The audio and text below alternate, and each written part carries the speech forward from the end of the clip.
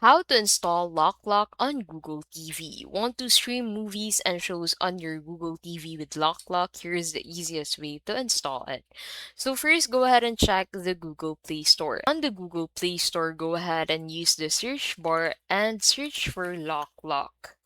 So if you find Loklok available on Google Play Store, go ahead and install it directly if it's available in your region. So go ahead and open Google Play on your Google TV and search for Loklok and then click on Loklok from there and then click on install.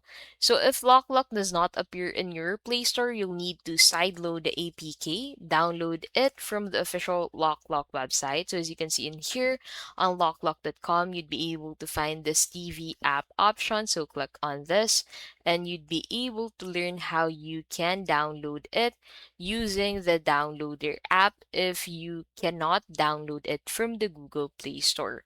So you just need to enter this specific link to your downloader app to be able to download the APK file of Loklok and then install it on your TV. Don't forget to enable install unknown apps in your Google TV settings before side loading. Once installed, open Loklok, sign in, and start streaming movies, series, and dramas in HD. So that's how you install Loklok on Google TV, either through the Google Play Store or by side loading.